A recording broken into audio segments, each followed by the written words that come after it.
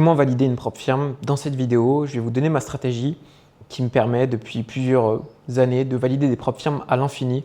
Comme vous pouvez le voir juste ici, la semaine dernière, j'ai encore validé une nouvelle propre firme à 250 000 $. Donc dans cette vidéo, je vais vous donner tout ce que vous devez savoir d'un point de vue mindset sur le plan et la stratégie pour aller valider des propres firmes à l'infini. Alors ouais, j'ai bien dit d'un point de vue mindset parce que tout ce que je vais vous apporter dans cette vidéo, c'est des choses dont personne ne parle pour aller valider des propres firmes.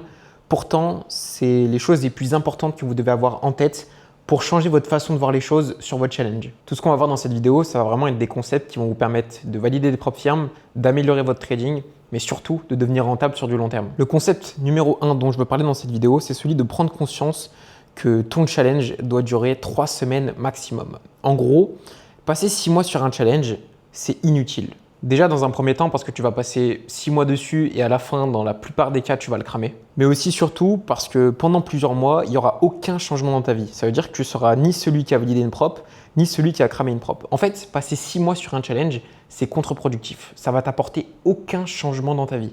Vraiment, ça ne va pas améliorer ta stratégie, ça ne va pas améliorer ta façon de penser, ça va juste te faire perdre du temps. Parce qu'imaginons que tu vas passer 6 mois sur ton challenge, à la fin, tu vas soit le cramer, soit le valider. Pendant 5 mois avant, littéralement, il n'y aura eu aucun avant-après. Tu n'auras ni été un mec qui a validé une propre firme, ni été un mec qui a cramé une propre firme. Juste un mec en challenge pendant 6 mois. Et tu aurais perdu énormément de temps. Je te le dis avec de l'expérience, valider une propre firme en 6 mois, c'est de la merde. Vraiment, faut pas le faire. À la place, tu dois vraiment prendre conscience que ton challenge, il doit durer 3 semaines au maximum. Voilà, au bout de 3 semaines, soit tu as validé ton compte, soit tu as cramé ton compte. Le deuxième concept, il va suivre le premier concept, c'est celui de la théorie de la 3e fois.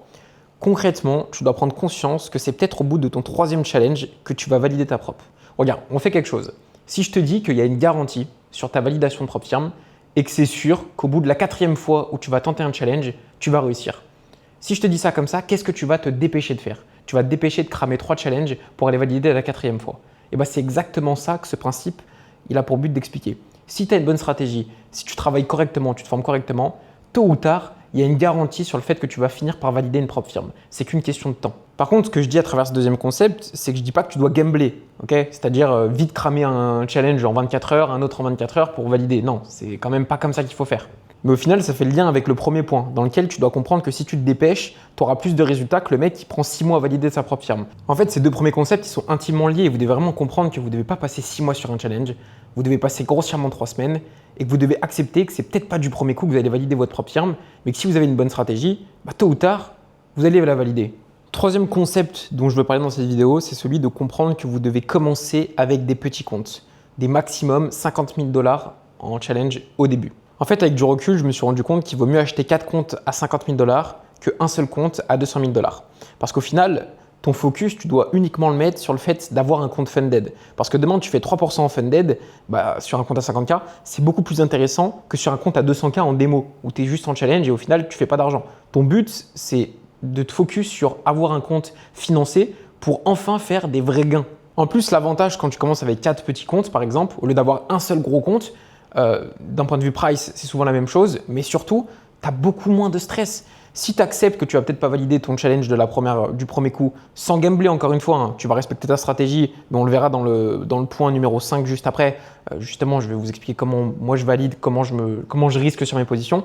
Mais bref, dans l'idée, il faut que tu comprennes que tu auras beaucoup moins de stress si tu as 4 comptes à 50K. Tu sais que si jamais, malheureusement, tu en crames un, c'est pas grave, tu en as encore 3. Si jamais tu en crames un deuxième, tu sais que tu en as encore 2. Et généralement, ça t'enlève beaucoup de stress. Donc sur les marchés, tu as une meilleure psycho, tu as une meilleure interprétation du marché. Et au final, tu valides soit dès ton premier challenge, ton deuxième ou même ton troisième, peu importe. Mais tu t'enlèves beaucoup de stress et au final, tu vas aller chercher ton funded plus rapidement. De toute façon, vous allez voir tous les points dont je cite dans cette vidéo, ils sont intimement liés. C'est une idée globale. Donc restez bien jusqu'à la fin de la vidéo pour comprendre tous les points et au final, toute la façon de penser sur comment valider sa propre firme. Maintenant, 4e concept, et vous allez voir qu'il est encore en lien avec les 3 premiers concepts qu'on a vus, ça va être celui d'accepter de perdre. En fait, de manière générale, dans le trading, vous devez accepter de perdre. Imaginez que demain, vous devenez enfin le trader rentable que vous voulez devenir. Vous faites 5 à 10K par mois de façon stable. D'ici un an et demi, peu importe, vous captez l'idée. Est-ce que votre investissement de base que vous avez mis sur vous, que ce soit sur votre challenge propre firme, sur des coachings, sur des formations, peu importe, est-ce que cet argent-là que vous avez investi au début, qui pour la plupart des cas ne va pas être une somme non plus excessive, vous voyez, ça va être 3, 4, 5K peut-être au maximum, est-ce que vous allez les regretter? C'est-à-dire qu'au début, ok, c'est un investissement sur vous-même, que ce soit un investissement, acheter une propre firme, acheter un challenge, c'est un investissement sur soi-même de près ou de loin. Rejoindre un coaching, une formation, c'est un investissement sur soi-même. Est-ce que demain, vous devenez le trader rentable que vous voulez être? Est-ce que vous allez regretter cet investissement de base? Si vous êtes logique et vous n'êtes pas débile, bah, la réponse est non. Au contraire, avec une vision long terme, vous captez que vous avez un retour sur investissement complètement dingue. En fait, sur du court terme en trading, vous devez toujours accepter de perdre. Que ce soit au niveau de vos trades, que ce soit au niveau de ce que vous allez investir, vous devez accepter de ne pas avoir de retour sur investissement de base parce que vous devez comprendre en fait votre situation actuelle. Pour la plupart d'entre vous, vous avez peut-être 5, 10, 15K sur votre compte en banque et en vrai, la réalité, c'est que vous êtes broke avec ces sommes-là. Qu'actuellement, vous avez 15K ou que vous avez 10K et qu'il y a 5K qui a été investi, sur du court terme, ça ne change rien à votre vie. Par contre, si demain, vous devenez le trader rentable que vous voulez être et dans un premier temps, vous faites plus de 10K par mois, et ça, c'est vraiment le premier step, bah ça va être un changement de vie. Il y aura un vrai impact sur votre vie sur du long terme. C'est juste qu'au début, pour passer ce step-là, d'aller chercher certains résultats, vous devez accepter de manière générale dans le trading, de manière générale sur votre challenge, peu importe, vous devez accepter de perdre. Arrêtez de vous mettre la pression à absolument vouloir gagner sur du court terme. Laissez le temps au process. Je le place pendant cette vidéo, mais de manière générale aussi, investissez sur vous-même. Arrêtez de vouloir être solo dans votre coin, à croire que vous allez devenir rentable si vous êtes solo, que vous parlez avec personne, que vous êtes formé par personne. Allez vous former avec des mecs qui ont les résultats que vous voulez. Okay, moi, les premières choses à chaque fois que j'ai voulu débuter, que ce soit la crypto ou le trading, je suis toujours allé voir un gars qui était meilleur que moi. Je lui ai dit, bah tiens, je te paye, apprends-moi. Oui, sur du court terme, c'est chiant, c'est de l'argent qu'on sort. Mais il ne faut pas accorder de l'importance à cet argent-là de base parce qu'au moment où on se parle, ça ne change rien en fait. Donc d'ailleurs, je fais un petit instant promo maintenant, mais si vous voulez correctement investir sur vous-même et apprendre une bonne méthode qui fonctionne et qui permet aux gens de devenir rentables, c'est une méthode que j'ai moi-même appliquée, c'est une méthode que certaines personnes qui me suivent appliquent et deviennent rentables. Premier lien dans la description. Ok, vous irez voir après la vidéo si vous voulez, mais rappelez-vous qu'il y a le premier lien dans la description pour apprendre la vraie méthode qui va vous permettre de devenir rentable, parce que c'est ça la chose la plus importante pour vous. Cinquième concept qui va venir un peu compléter les 4 premiers concepts qu'on a vus. Vous devez comprendre que valider vite une propre firme, ça ne veut pas dire gambler. Okay, depuis tout à l'heure, je vous dis il faut aller vite, ça prend 3 semaines, etc. maximum. Vous pouvez vous dire ok, bah en fait, je vais passer 24 heures sur mon challenge, je vais trader dans tous les sens. Non, non, non, non. Ok, faut comprendre qu'un challenge validé en 3 semaines, c'est pas non plus du hasard. C'est juste que tu prends, dans ma vision, 2 à 3 trades par semaine. Donc, tu es très patient, hyper filtré avec beaucoup de confirmation. Encore une fois, patience. On attend les vrais setups. Et personnellement, ce que je fais quand il y a des vrais setups comme ceux que j'attends, bah, c'est là où je vais venir risquer 2 à 3% de ma propre firme, de mon challenge, sur un trade avec un RR maximum de 2. Et je laisse les probabilités de ma stratégie faire le taf. En fait, quand je vous dis que vous devez valider une propre firme rapidement en 3 semaines, c'est pas pour autant que vous devez gambler. Au contraire, vous devez être limite 2 fois plus patient au niveau des setups. Mais quand vous avez un bon setup, je pense que c'est quand même mieux. Après, encore une fois, tout ce que je dis ici, moi, c'est ce que j'applique. Vous prenez pas. J'ai des propres firmes, j'en ai validé des dizaines et des dizaines. Je suis funded à plus de 800 comme on se parle. Je sais de quoi je parle quand même. Et moi, je sais qu'à chaque fois que je fais une validation de propre firme, pour respecter les règles de cohérence sur les propres firmes, je prends 2 à 3 trades par semaine. Et quand j'y vais sur ces trades, je risque 2 à 3%. Et ça me permet d'être rapidement fixé. Au final, au bout de 3 semaines, j'ai soit validé ma propre, soit cramé ma propre. Et vu que ma stratégie, mon interprétation du marché est bonne, peut-être que parfois je tombe sur des mauvaises sessions. Donc oui, mon premier challenge, je le rate, mais mon deuxième challenge, je le réussis. Au final, je suis funded et dès mon premier payout, j'ai remboursé les pertes et je suis même limite en bénéfice. Enfin, c'est pas je suis limite, je suis en bénéfice sur tout ce que j'ai pu dépenser sur l'achat des propres firmes. Comme vous pouvez le voir, ces 5 concepts que je vous ai expliqués, c'est clairement une idée globale et une vision globale, un peu mindset de comment vous devez interpréter votre challenge en fait.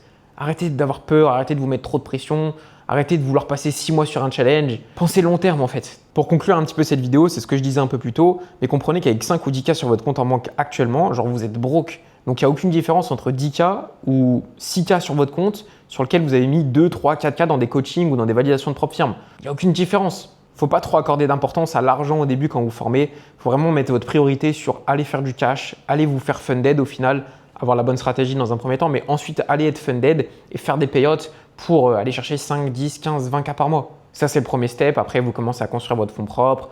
Comme ça, à terme, dans 4-5 ans, c'est du 6 chiffres par mois qui sort. Enfin bref, vous captez l'idée. Moi, c'est ce que je vais chercher actuellement là. Je le redis ici aussi dans la conclusion, mais partez du principe que rien ne marche du premier coup. Que ce soit vos premiers trades, que ce soit vos premiers challenges, peu importe, rien ne marche du premier coup. Laissez le temps, ok? Mais comprenez que toutes les graines que vous plantez aujourd'hui, en fait, bah, vous les arrosez indirectement tous les jours. Alors oui, ça ne pousse pas du jour au lendemain. Parfois, ça va pousser plus vite, parfois moins vite. Ça dépend du soleil, ça dépend de plein de choses.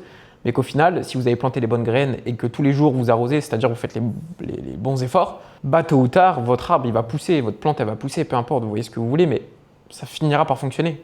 Et s'il vous plaît, soyez pas bêtes, hein. Ce que je dis dans cette vidéo, c'est pas de faire des all-in non plus complètement débiles. C'est-à-dire que demain, vous avez 100 balles sur votre compte en banque, allez pas tout risquer.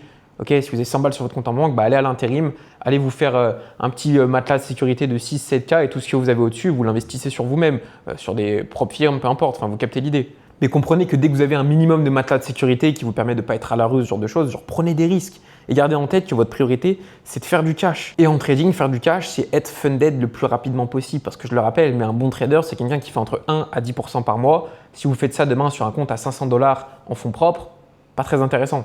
Alors oui, il y a des contre-exemples magiques, comme quoi il y a des mecs qui passent de 500 à 50 000. Ouais, c'est super rare et à la fin, ils finissent tous par perdre de leur argent. Ok, je le vois, ça fait longtemps que je suis dans le marché, je sais exactement comment ça fonctionne. C'est pour ça que la vraie strat, c'est d'apprendre une vraie stratégie et ensuite passer sur des propres firmes. Une fois que vous êtes funded, vous faites entre 1 à 10% sur vos propres firmes, vous augmentez vos propres firmes au fil du temps, vous allez scaler, ok, chercher 200K, 300K, 400K, ainsi de suite. Petit à petit, au début, vous commencez petit comme vous l'avez compris. Et ça va vous permettre de faire du cash au final. C'est ça la priorité pour vous. Et vous voyez, tout ce que je dis dans cette vidéo, c'est un peu une idée globale. Ce n'est pas un plan précis ni une stratégie. Tout ce que je dis aussi ici, c'est ma propre vision. Encore une fois, j'ai des propres firmes, j'en ai validé des dizaines et des dizaines, donc je sais de quoi je parle. Mais je pense que si ces concepts, vous les appliquez intelligemment à vous-même en captant quelle est votre situation de base, d'accord, vous l'adaptez en fonction de votre profil, je pense que ça peut vraiment vous aider à aller valider les propres firmes et enfin chercher une rentabilité sur les marchés. Après, bien évidemment, tout ce que je dis ici, genre, c'est pas des conseils d'investissement, s'il vous plaît, soyez pas débiles, faites toujours vos propres recherches, comprenez c'est quoi votre situation de base, comprenez l'argent de côté que vous avez, d'accord, soyez pas bêtes, faites pas des all-in, enfin, faites toujours vos propres recherches avant d'investir, avant de faire quoi que ce soit. Ok, je préfère faire ce genre de petit disclaimer parce qu'on ne sait jamais, il y a des gens qui parfois perdent un peu la tête. Mais si tous ces concepts sont appliqués intelligemment en fonction de qui vous êtes, je pense que ça peut vraiment vous aider. Donc faites bien vos recherches par rapport à ça. Et je le répète encore ici, hein, mais la base avant de vouloir valider des propres firmes ou autres, c'est d'avoir la bonne méthode d'apprentissage pour avoir les bonnes connaissances et les compétences sur les marchés. Et si justement vous voulez apprendre une vraie méthode pour enfin devenir rentable, une méthode qui fonctionne, car des gens l'ont testé et c'est moi-même celle que j'ai utilisée pour devenir rentable. Actuellement, j'ai 22 ans, je suis expatrié en Thaïlande grâce au trading parce que je suis rentable. Et si vous êtes intéressé pour apprendre cette méthode que moi-même j'ai appris, du coup, comme vous avez compris, je vous laisse cliquer sur le premier lien qui se trouve dans la description. Okay. Bref, sur ce, c'était Yaka. Merci à vous de votre écoute et je vous dis à la prochaine.